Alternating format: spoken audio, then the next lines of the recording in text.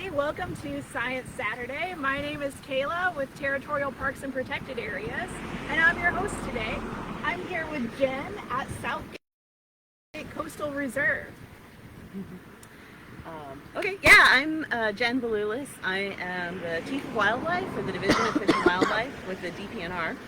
I'm also the former director of the St. Croix Environmental Association, who has done most of the work that we're going to be talking about today, and actually who owns and manages the Southgate Coastal Reserve, which is our location today.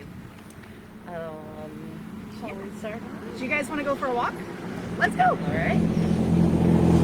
So I'll start. We've had a Science Saturday here at Southgate before, and I think focused on birds at that time. This is about a year ago.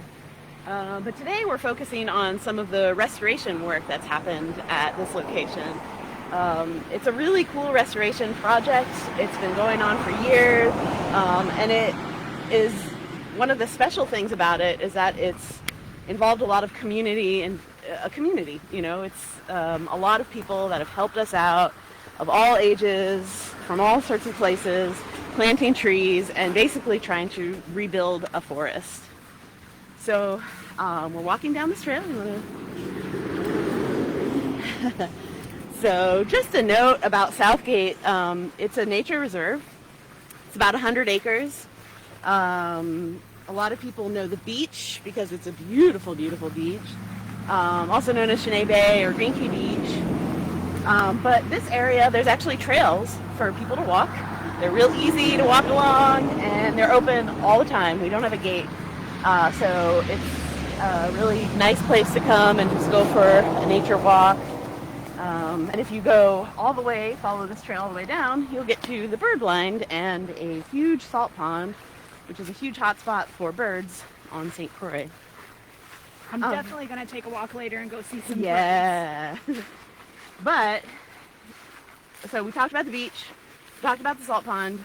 Those are really, really important to biodiversity and to wildlife and to nature. But this area that we're in right now makes up most of the rest of Southgate. And it's basically highly disturbed. So historically this and most of St. Croix was cleared for agriculture. And leaving behind, 97% of St. Croix was cleared for agriculture. It was deforested. So, we didn't, if you can imagine, a couple hundred years ago, we would be like walking our way through a forest, trying to, being in the shade, looking at a lot of beautiful native trees, probably hearing a lot of birds and other wildlife. But that's not really what exists here anymore. And so what the goal of this project is to, I don't know that we can restore it to what it was before, but to attempt to make it look like a forest and to bring back some of that wildlife to this area. I do see a lot of butterflies as we're walking through. Can you tell me about them? I don't really know much about the butterflies. Yeah, I'm not a butterfly expert, but there are, let's see, we've seen a couple of the all white butterflies, Yeah, I've seen the some white white sulfurs. ones. There goes one. Yeah. I've seen some yellow ones that look very similar. Yeah, they're really important to the ecosystem, of course. They're pollinators. Some of them are going to be feeding. You'll see some trees with a little bit of damage on them from them or their caterpillars eating them. It's okay, the trees live. That's part of the life cycle that we have here. But yeah, there's some of the wildlife that actually is beginning to come back, but they rely on these trees. Yeah, that sounds like a really good sign. Yeah, I think so. And we do bird surveys through here pretty regularly, and we've been beginning to see a little bit more bird life. But what most of this looked like before is this stuff. So guinea grass and tantan. Probably most people are familiar with those. They're not really great for wildlife or for biodiversity or for all the things that we expect from a healthy ecosystem. it's not, you know, if you imagine you're a lizard trying to get through the landscape here, or get from one place to another, grass is a lot harder to walk through than trees are. If you're a bird and you're looking for food, there's sometimes seeds, but it's not nearly as much as some of the things like berries like these. Yeah, and there are lots of berries. Right. Right. Look at these. Yeah. How well you can see those. So this is a white man-jack tree, and this is one of the few trees that is done really well out here. That looks really tasty for if you were a bird. Right. Can people eat these or just birds? They can. I'm not fond of them. They're very gluey. One of the other names for the white man-jack is a glue tree. Oh, okay. And so the texture is, you know. Can I taste one? If you want to. Okay. We'll see how this goes. Right. It's sweet. Uh-huh. It's really sweet. That's not bad. Not bad. Not too good. There's a big seed. I like it. It's really sweet. All right. Okay, so tasty for people and birds. Oh, I see the gluey that you mean. Like, yeah, it gets really thick in your mouth. That's a little unpleasant. And the aftertaste is weird. If it tastes like that, like fake sugar stuff at the end. Mm-hmm. But it's pretty tasty, pretty sweet. Mm-hmm. Not bad. Yeah. I like to eat things when I'm able, if I'm on a walk. Yeah, yeah. I like to taste the things that are edible. Well, so that actually brings up a really good point, because we get asked a lot, like, what are we planting here? And as we walk further, we'll actually take you on a tour of what we're planting here, like some of the species. But a lot of people ask, why don't we just plant fruit trees? And that's obviously really important for our food security. But the goal here, and we made this decision early on, because this is a nature reserve, we're going to focus on, you know, the native trees that were here. And if those native trees bear fruit, then that's great. But we're not going to plant any of the trees that were brought here specifically for, you know, for consumption, like mangoes and that kind of stuff. There's a real need for a place where we can plant native trees and make it sort of a more natural forest. And so that's why that's the decision for this particular area. Okay. Yeah. What other kind of fruit-producing native trees do we have? One of my favorites is guava berry, of course. Yeah. You know, one of the beautiful native trees that you see. They actually don't do well in this part of the island. They like a little bit more moisture, a little bit more rain, a little bit more shade. But the fruit is, you know, I mean, we all know how good guava berries are, particularly in rum form. Especially around the holidays. And so that's probably my favorite of them. Okay. Yeah. Do we have any guava berry trees here yet? Not at this site. Okay, yeah. just because they don't like to live here. This isn't they wouldn't. Their home. Right, they wouldn't make it. But Okay. you can see them in, like, if you get to the northwest part of St. Croix, St. Thomas has a lot of them in the native forests. I'm sipping on water now to get that feeling. The glue from the berry out of my mouth. So as we walk, you can see some of the trees that have been planted. Some of these are 10 years old, some are 15 years old, but most are not much older than that.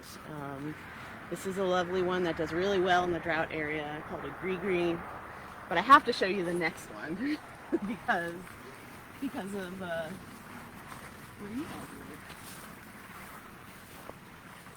So I always love to talk about the orange man-jack. I've probably talked about it more than anyone else. And this is a beautiful native tree, native to the Virgin Islands and Puerto Rico. And they have these gorgeous orange flowers. This one isn't really in bloom right now, but you can kind of see one little guy left. And this is a great tree for hummingbirds and nectar feeders, because that long part at the base there, they can stick their bill in and eat the nectar. But it's also on the logo of the territorial parks. Do I have a bigger one on my back There somewhere? we go, right here. There we go. Those are orange manjacks. So they are, in addition to being beautiful and important for wildlife, they're also recognized as being important. Well, there's more seeds up there.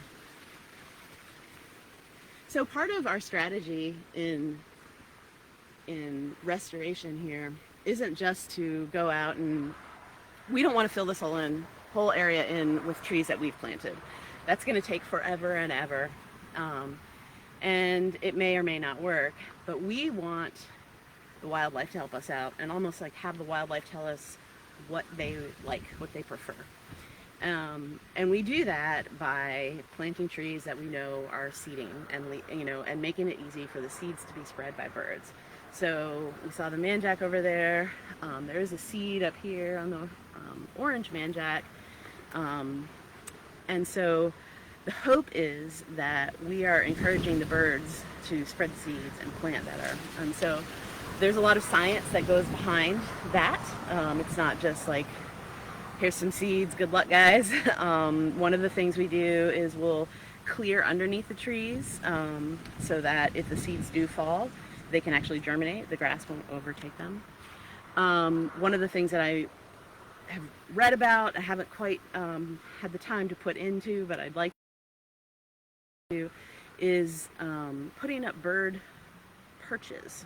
So where a bird comes, they just had their meal, they're kind of sitting there digesting, meal goes through, and then you have an area where the bird poops out the seed. And so you've got this area where we're kind of maintaining, you've cleared it, you've watered it, and it actually comes with its own fertilizer built in thanks to the birds. So just like encouraging the birds to stay here and plant those trees. That sounds like a lot less work versus raising a tree, growing it from a seed, toting it out here, fertilizing it, digging the hole. Yeah, if we can get nature to work with us. Right. Yeah, and this sounds like this is a really important tree because you talked about the animals that eat the nectar, but then also the birds that eat the seed too. Exactly. Yeah, and one of the things, so we collect these seeds, and we've collected them from around the island with permission, which you do need. But one of the important parts of it is not collecting seeds from all the same tree. So you might say, oh, I've been looking for seeds for this, I really want this orange manjack, and I've been looking for seeds, and that one tree is going off, I'm going to go grab those seeds. Well, part of the survivorship long term is to have genetic diversity, and so we have an amazing plant nursery manager, Erica Murphy, who's done a really great job of being diligent with that and making sure that we have a diversity of genetic stock that's going in here. Wow, that sounds like it's a lot of work keeping track of all the trees and who's related to who and which ones we can plant near each other. It is, yeah. So let's walk along here a little bit more. It doesn't, so you're not actually able to see all of the trees right now because we plant them small, because we do have to bring them out here for them. But if you kind of take a peek, let's see, we'll get the camera to pan around. In here, you can start to see some trees. Oh, I see a little piece of flagging tape deep in the grass. Flagging tape. So there. So, this is a project of patience. It's not something that we're going to see results from overnight. I, in my lifetime, might see some trees get bigger. I probably won't see the forest become a forest. But, there's what is the saying? The saying goes, I don't know if you've heard this, the best time to plant a tree was, 10 years ago or 50 years ago.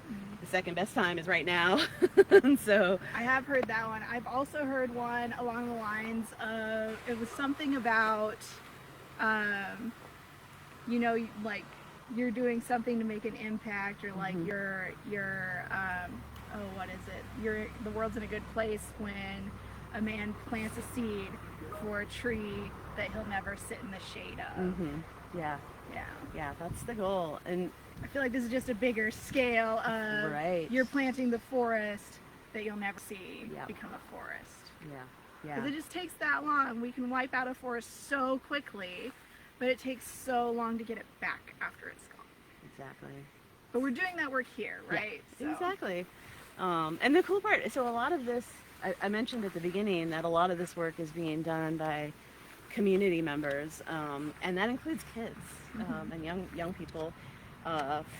And so the hope is that they will actually be able to, down the road, come back with their children or with their family and see that.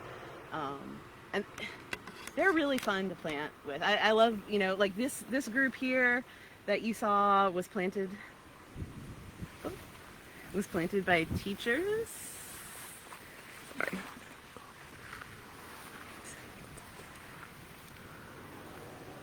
Sorry, are we good? Are we Okay. Yeah, we're good. I was just saying you could. Oh, yeah. Was planted by teachers, but then we also have young people. So let's go to the water catchment, and then I'll...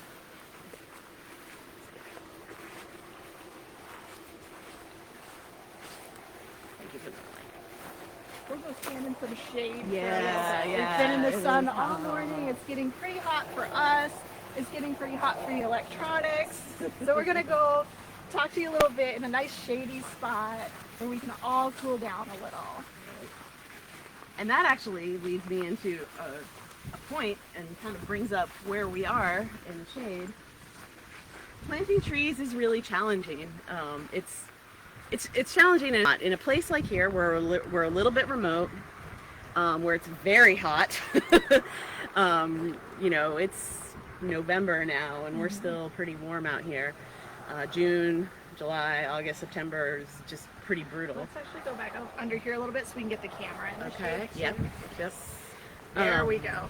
But the trees feel it too. Even, we plant species out here that can handle or should be able to handle this, but not every species can. And so part of what we have to do is water them. And so we have built this water catchment / picnic area. Here's the water tank. Yeah, so the water comes on the roof, Very pretty. goes down the gutter, goes down into this water tank. It's not water to be consumed by people, but it's great for the trees. And so this has been actually a bit of a game changer for us to be able to plant out here.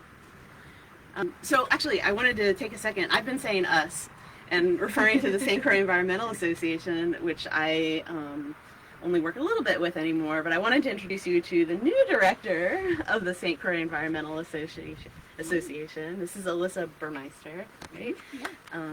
And she is taking over duties of this project and everything else. Do you want to say hi? I will say hi. Hi, good morning. Yeah. Nice to meet you. Yeah, thank you. It's great to be here. And Jen, it's great to learn all of this from you. So Yeah. thank you so much for all of your stewardship in the last years. My pleasure. Yeah. This is I say it over and over and over again, but this is really a community project. This structure was built by volunteers, these picnic tables were paid for by donors and built by volunteers. The trees were, there's very few people that got a paycheck from planting these trees, and most of them were, us trying to get the grant money together. And so I really love this place. Yeah, it sounds like you've got a lot of input from the community and a lot of people doing a lot of really important work here. And it shows. We can see we've got several trees that are taller than me that I see flagged. So those must be ones that you guys planted. So that's exciting. You talked about trees that can tolerate the heat. Do you have a plan of succession towards the forest? And what I mean by that is Jen talked about how the plants have to tolerate a lot of heat right here right now, but when this was a forest there would have been some shade loving plants as well. And so how do we move from this really hot kind of mostly grassland to shaded area? That is a great question, and it's something we consider when planting, like the species we plant, where we plant them. We've sort of seen mostly the quicker growing trees, the ones that can go from, small to, 10 to 15 feet in maybe a year or two. Really fast. Yes, really fast, but they're not going to be here for a long time. They're not the long-lived trees. In amongst the grass here, there are some trees such as lignum vitae that are very slow growing, very, very slow growing. It's going to take, decades for them to get to 10 to 20 feet. And so there's a lot of pieces to that. So we are focusing mostly on trees. And this is kind of, for a lot of reasons. One, it's just kind of easier that way, but we've talked to foresters and restoration specialists, and they said that's a great place to start. The other thing about this, so again, all this grass and all this tan is not native, but we can't mow it. We're not going to be like out here mowing it for the forest. They don't like shade though, and so part of having quick growing trees is they can start shading out the invasive species that are causing the understory growth and some of these other species to not be able to grow. Okay. And so it's a dual purpose. It's having actually many purposes, wildlife, and all those things. But it has that purpose of also controlling the invasive species that are then suppressing some of the other maybe less hardy species or the undergrowth. And so some of the succession we are managing the best we can, and some of it we're also just going to have to let happen. Like, again, I want to see what the birds bring in here and the, lizards and all Are that there are there any kinds of trees that you're like waiting to plant until you have that more of a shade cover? Nothing now. And that's simply because, we have, so the part I haven't really mentioned is that we have a nursery where we grow the trees, and that's going to be a couple years down the road. And so having the resources now to care for something, we don't want to put all of our resources towards caring for something that we're not going to be able to put in the ground for a couple of years. Okay. And so That makes sense. yeah, that'll be, like I said, long-term project. That'll probably be something that we look into once we have a couple of areas that we can plant. Okay. What's your favorite tree? If you had to pick one, I actually really love the orange man jack. That's why we stopped at it first. That's why we went to it, because I am a wildlife person. I'm a wildlife biologist. That's my job. So trees that support wildlife, especially some of my favorite wildlife, they're going to be my favorites. But only because you forced me to choose one. Okay. I do want to point out, so we'll walk a little bit more and see some of our trees, but one of the other parts of our strategy here is we've been also giving some space for endangered species. So there are a couple of endangered plants, meaning they're classified as endangered by the federal government. They have special protection. They actually have the same level of protection as things like sea turtles. Oh, wow. Yeah, and so standing right here, we've got one right behind the camera here called the St. Croix agave, or the Eggers agave.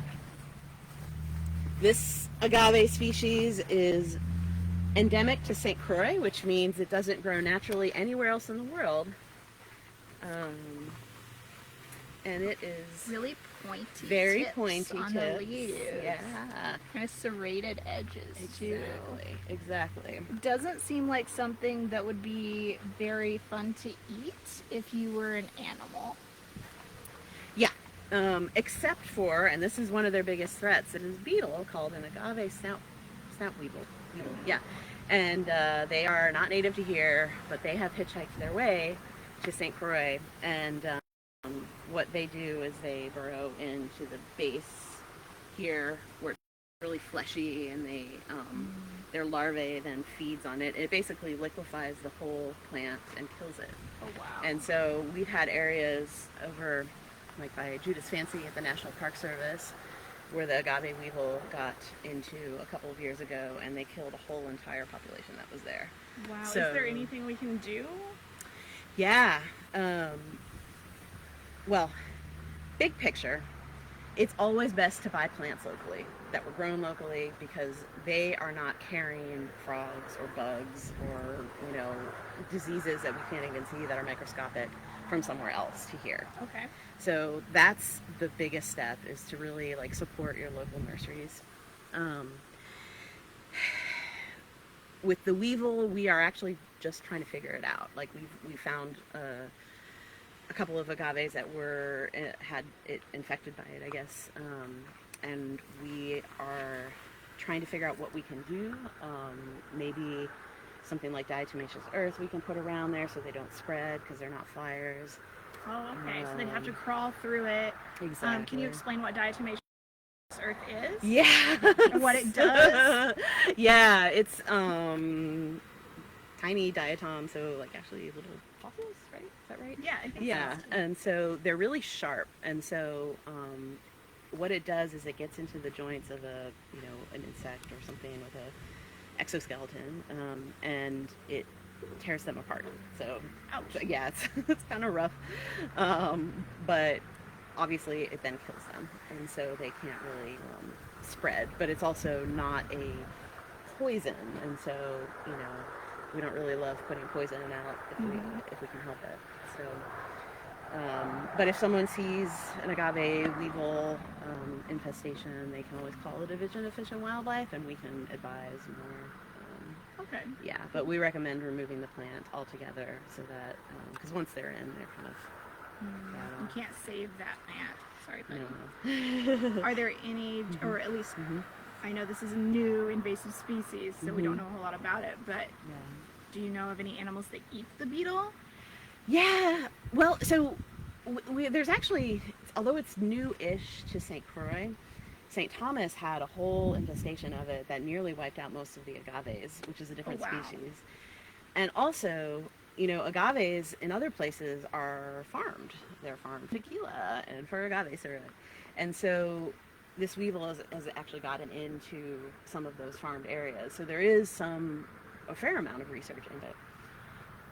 My understanding is, I didn't do my background research, but there is, I think, a mite or some very small critter that can control them.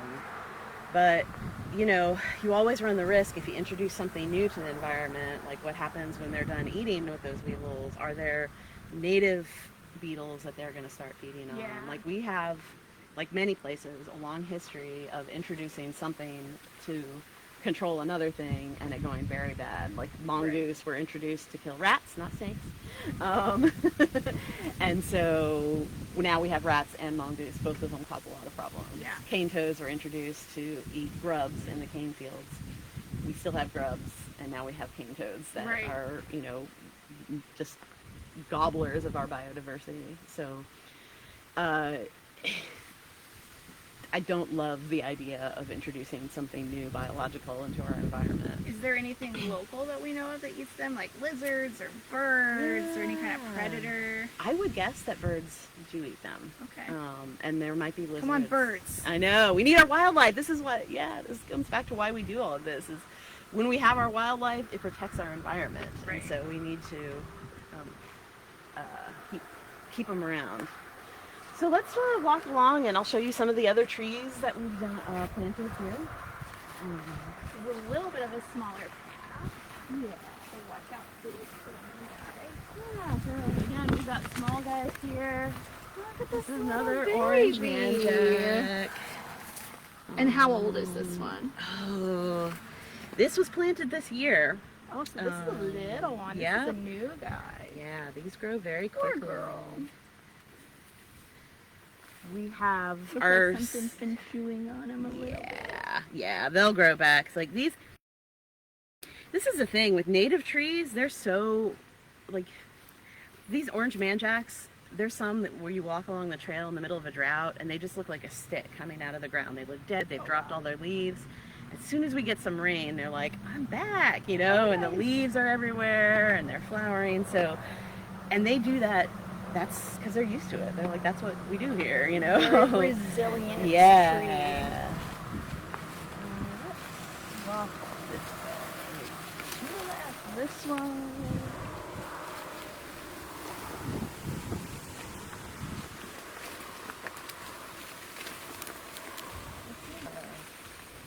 fiddlewood. You'll see lots of fiddlewoods here. It's got a little bit of insect stuff going on. But fiddlewoods are also one of my favorites. Definitely one of my top 5. And they grow very quickly. They produce lots of berries. So they're one of those that, we know the birds are helping us out with. And they produce these flowers. They're itty bitty, like you don't even really see them, but you can smell them. They smell amazing. Okay. So yeah, when they're in bloom, walking through here is special. When do they generally bloom? Yeah, that is a good question. So a lot of the blooms, just like a lot of our natural wildlife and trees, they bloom in response to the conditions. So, because our seasons are not quite as discrete as, the States and temperate climates, we don't have our clear, like it's freezing winter, it's fall. A lot of things bloom or reproduce in response to water, or resources, but water tends to be one of the limiting resources. So the last year or two, when we've had a lot more rain than we've had for a long time, things are just blooming and going, and so the season isn't quite as obvious. I'll have to remember that when we get a lot of rain, come take a walk so you can smell all the wildflowers. Exactly. Yeah. I did just see a dragonfly fly through too. That's really exciting. Those eat mosquitoes, exactly. Right? So we love to have the we love those. around. Yeah. Yeah. This is one of the things that happens at Southgate annually. That's started a few years ago. Is a BioBlitz, and that's an event where we go and with the help of the community, we just document everything that we see, and we can use iNaturalist, which is a great app resource. You take a picture and it might tell you what the tree or butterfly is, or if not, you can say I don't know what it is, and then it's sort of crowdsourced to identify it. Yeah, and I love iNaturalist. Sometimes I'll sit on iNaturalist and help identify the things that I know, usually corals, and that kind of stuff. But I also put my photos in for a lot of like plants and things when I'm like, I don't know what this is, but here it is. Someone help me out. Yeah. And so I've gotten some responses of people saying, oh, this is like this kind of lizard, or this is this kind of plant. So it's a really, really cool resource. Y'all should check it out. Yeah. I like it too when I go travel somewhere. Yeah. Because it's like a little travel log of, the things that you see somewhere else. So, yeah. And it's something that like you could come on your own and come to Southgate or anywhere and start, clicking on these things. And then we as biologists will then actually use that information. So one of the things I'm really interested right now is monarchs, and their status in the Virgin Islands. But we don't see them often enough. Yeah, And I got so- to see some caterpillars not long ago, and it was really exciting. I didn't know we had monarchs here. Yeah. Well, yeah, we could do a whole other science video. It's just next time. Right. But if you do see monarchs or anything else like that, especially something you're like, ooh, I didn't know we have that here, iNaturalist is a great place to record that, because there might be someone else, maybe not right now, but maybe in a year, the scientists are like, oh my gosh, we have to figure out what the status of monarchs are here. And then they Do we can have use it? my photos. That's super cool. Yeah, we just did that for the Division of Fish and Wildlife.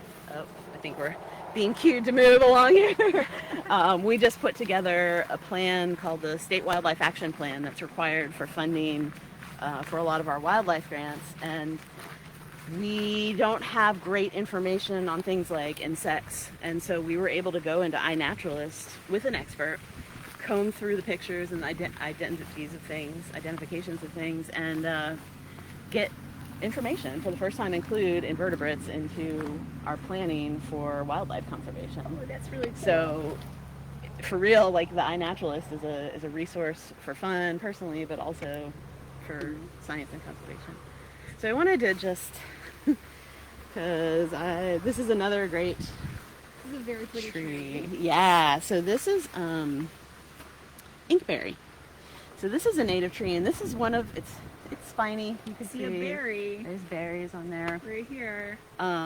We have not planted. We've got inkberries around. They're not big trees, but these are one of the few that were able to persist through the years and years of disturbance.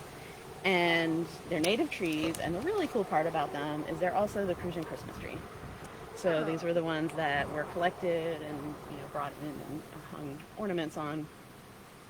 We decorate them. So if you walk the trail around Christmas time, you'll see that a lot of the So this will them have like Christmas decorations Exactly. on it this year. Yep. Have to come and visit during Christmas. Yeah, there's an amazing article by Alossi Davis about the history of the inkberry and Prussian Christmas tree. So we encourage people to not dig them up or not cut them down, but to maybe plant your own in your yard and have it live there. And then you have a Christmas tree every year. Exactly. Keeps And you don't have to bigger. take one from the wild. Yeah. So, yeah. Cool. Okay. Do birds eat the berries on this one too? I believe so, yeah. And why is it called inkberry? That's a great question. So it's traditionally used for ink. So the berries that you see on here now are green, but they will change colors. So there's a white one and a black one, and the black one obviously is the one that's used for ink, and yeah, That's that's interesting. use of it. So Can people eat the inkberries? I don't know, Okay. and I wouldn't so we recommend won't it. Eat the inkberry. Yeah. We only eat things we know are edible. Wildlife safety 101. Exactly. Bring your water, wear your sunscreen. Don't eat things that you don't know are edible.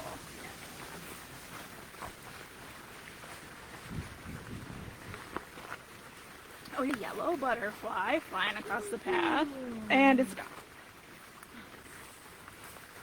So this tree I know a little bit about, and this one is, to my knowledge, the only one we have here at Southgate. I would love to get more in here. It's called fish poison, and it's a native tree that I don't see a whole lot of anymore. But it gets its name from being used it was actually used to poison or stun fish by fishermen traditionally. So it has a use in that realm, but it's also just a really tree. I'm looking to see if there's seeds up here because it's got a kind of a funky seed pod. But So if it was used to stun fish, does that mean it has like a toxin in it?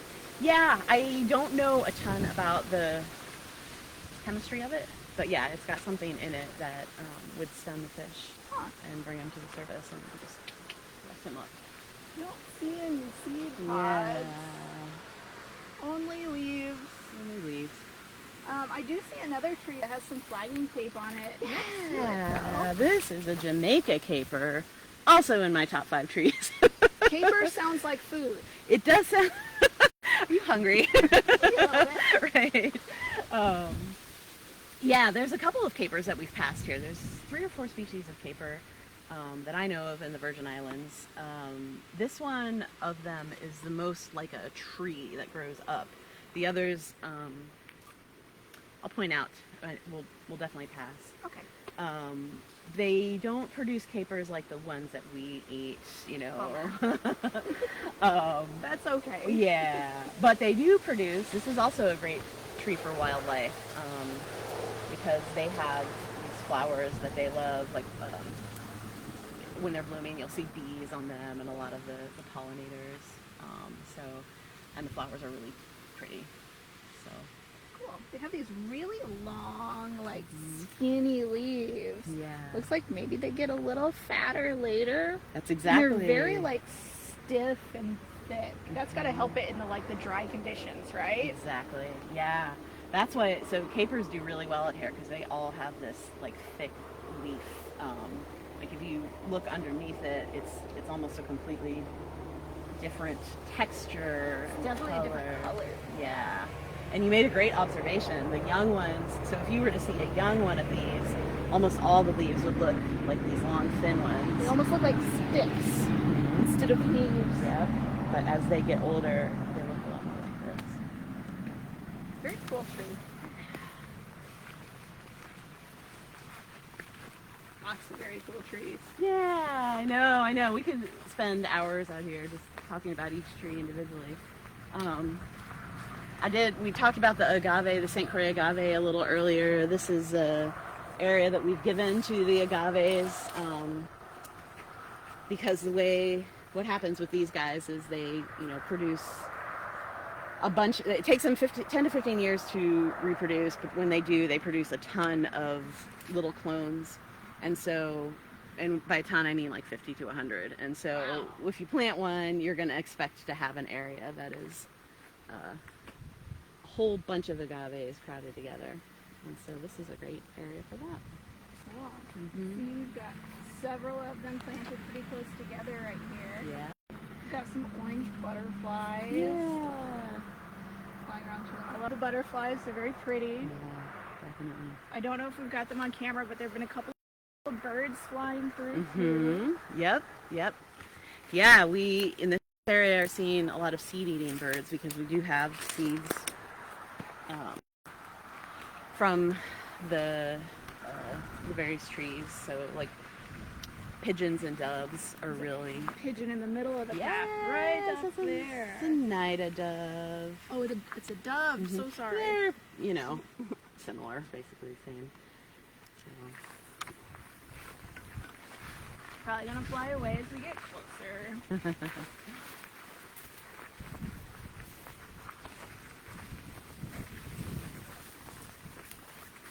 So I mentioned earlier that we were using perches potentially as a place to have birds come and produce their seeds or not produce but like ingest their seeds and poop them out. But one of the reasons, there's another tree here called an acacia tree, very spiny. If you've ever driven over one in your car, sorry about the flat tire.